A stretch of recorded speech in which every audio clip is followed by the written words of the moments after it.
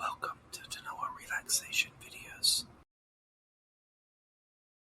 If you enjoy these videos, please like, share, and subscribe. It really helps the channel out. Also, remember to hit the bell to make sure not to miss any of our upcoming videos. In this video, I will be whisper reading 3 short classic stories from Grimm's fairy tales. Please know that I am uncertain on the proper pronunciation of some of the formal names, but I will do my best. The 3 stories include Fair Katrinelje and Pif-Paf-Poltrie, the Beggar-Woman, and King Thrushbeard. I hope you enjoy, so let's get into the video. Fair Katrinelje and Pif-Paf-Poltrie. Good day, Father Hollantha. Many thanks, Pif-Paf-Poltrie. May I be allowed to have your daughter? Oh yes, if Mother Milch Cow, Brother High and Mighty, Sister Cowsatrout, and Fair Katrinelje are willing, you can have her. Where is Mother Milch Cow then? She is in the cow house, milking the cow. Good day, Mother Milch Cow. Many thanks, Pif-Paf-Poltrie. May I be allowed to have your daughter? Oh yes, if Father Hollantha, Brother High and Mighty, Sister Cowsatrout, and Fair Katrinelje are willing, you can have her. Where is Brother High and Mighty then? He is in the room chopping some wood. Good day, Brother High and Mighty. Many thanks, Pif-Paf-Poltrie. May I be allowed to have your sister? Oh yes, if Father Hollantha, Mother Milch Cow, Sister Cowsatrout, and Fair Katrinelje are willing, you can have her. Where is Sister Cowsatrout then? She is in the garden cutting cabbages. Good day, Sister Cowsatrout. Many thanks, Pif-Paf-Poltrie. May I be allowed to have your sister? Oh yes, if Father Hollantha, Mother Milch Cow, Brother High and Mighty, and Fair Katrinelje are willing, you may have her. Where is Fair Katrinelje then? She is in the room counting out her farthings. Good day, Fair Katrinelje. Many thanks, Pif-Paf-Poltrie. Wilt thou be my bride? Oh yes, if Father Hollantha, Mother Milch Cow, Brother High and Mighty, and Sister Cowsatrout are willing, I am ready. Fair Katrinelje, how much dowry do ask thou? 14 farthings in ready money, 3.5 groschen owing to me, half a pound of dried apples, a handful of fried bread, and a handful of spices. And many other things are mine. Have I not a dowry fine? Pif-Paf-Poltrie, what is thy trade? Art thou a tailor? Something better, a shoemaker. Something better, a handsmaid, husbandman. Something better, a joiner. Something better, a smith. Something better, a miller. Something better, perhaps a broom maker. Yes, that's what I am. Is it not a fine trade? The Old Beggar-Woman. There was once an old woman, but thou hast surely seen an old woman go a-begging before now. This woman begged likewise, and when she got anything, she said, May God reward you. The beggar-woman came to a door, and there by the fire a friendly rogue of a boy was standing, warming himself. The boy said kindly to the poor old woman, as she was standing shivering thus by the door, Come, old mother, and warm yourself. She came in, but stood too near the fire, so that her old rags began to burn.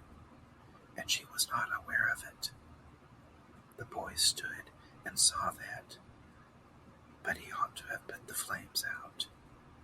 Is it not true that he ought to have put them out? And if he had not any water, then should he have wept all the water in his body out of his eyes? And that would have supplied 2 pretty streams with which to extinguish them. King Thrushbeard. A king had a daughter who was beautiful beyond all measure, but so proud and haughty withal that no suitor was good enough for her. She sent away one after the other and ridiculed them all well. Once the king made a great feast and invited thereto from far and near all the young men likely to marry. They were all marshalled in a row according to their rank and standing. First came the kings, then the grand dukes, then the princes, the earls, the barons, and the gentry. Then the king's daughter was led through the ranks, but to every one she had come some objection to make. One was too fat, the wine cask, she said. Another was too tall, long and thin, has little in.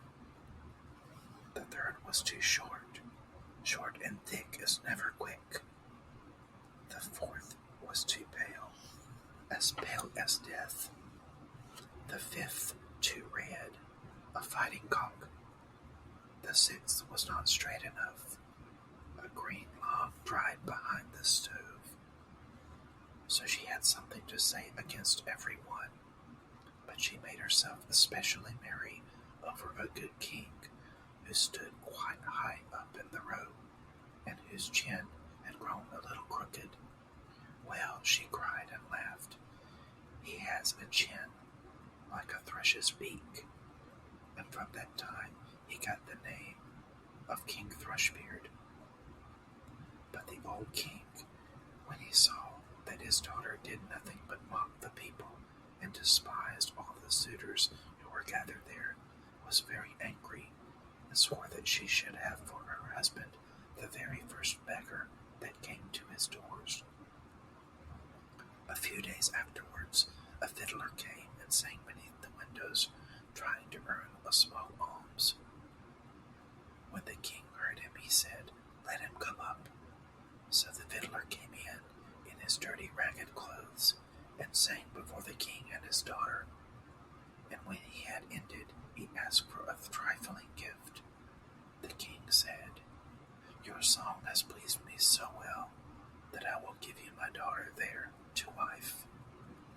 The king's daughter shuddered, but the king said, "I have taken an oath to give you to the very first beggar man, and I will keep it." As she could say, all that she could say was in vain. The priest was brought, and she had to let herself be wedded to the fiddler on the spot. When that was done, the king said, "Now it is not proper for you, a beggar-woman, to stay any longer in my palace. You may just go away with your husband." The beggar-man led her out by the hand, and she was obliged to walk away on foot with him. When they came to a large forest, he asked, "To whom does that beautiful forest belong?" "It belongs to King Thrushbeard. If you have taken him, it would have been yours."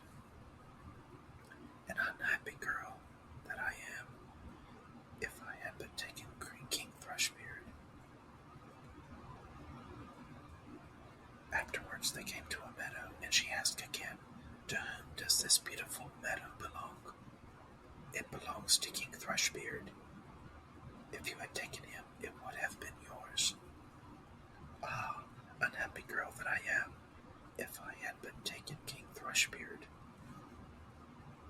Then they came to a large room, and she asked again, "To whom does this fine, large town belong?" "It belongs to King Thrushbeard. If you had taken him, it would have been yours." "Ah, unhappy girl that I am, if I had but taken King Thrushbeard." "It does not please me," said the fiddler, "to hear you always wishing for another husband. Am I not good enough for you?" At last they came to a very little hut, and she said, "Oh goodness, what a small house! To whom does this miserable, mean hovel belong?" The fiddler answered, "This is my house and yours, where we shall live together." She had to stoop in order to go in the low door. "Where are the servants?" said the king's daughter. "What servants?" answered the beggar man. "You must yourself do what you wish to have done. Just make a fire at once and set on water to cook my supper. I am quite tired." But the king's daughter knew nothing about lighting fires or cooking, and the beggar man had to lend a hand himself to get anything fairly done. When they had finished their scanty meal, they went to bed.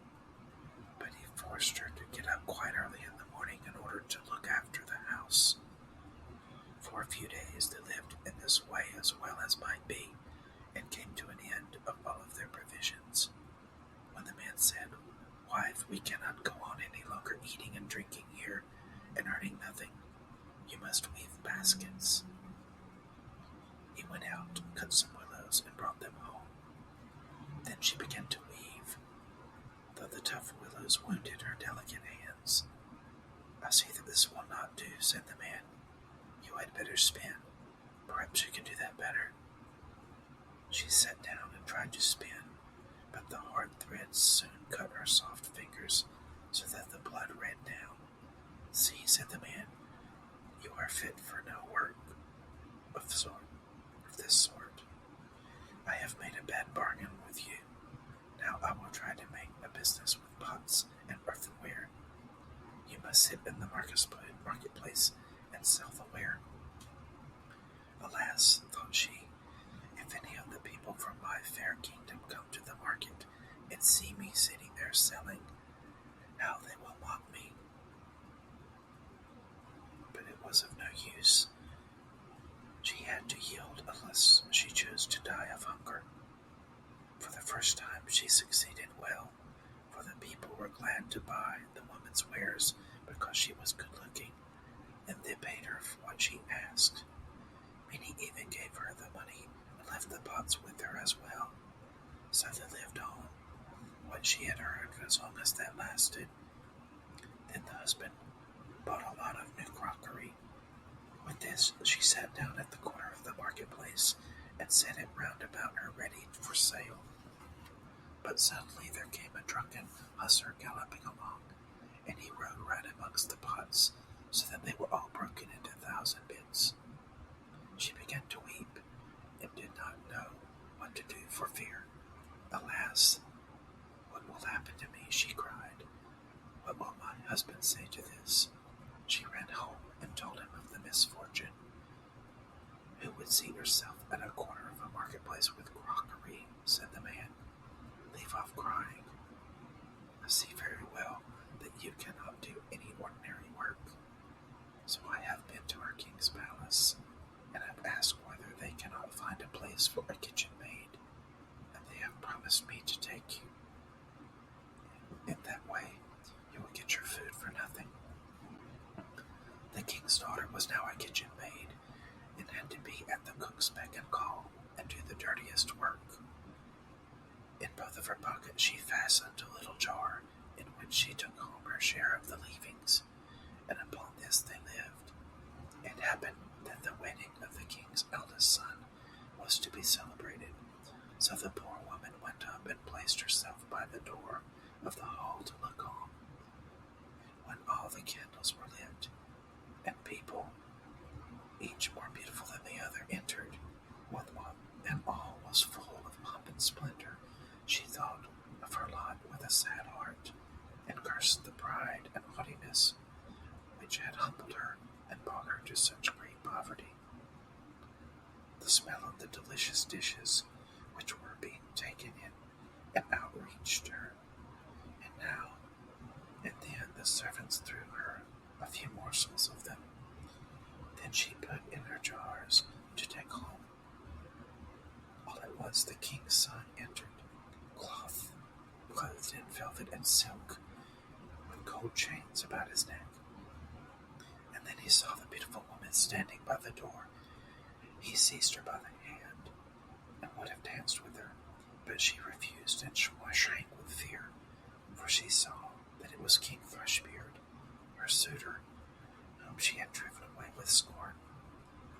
Her struggles were of no avail.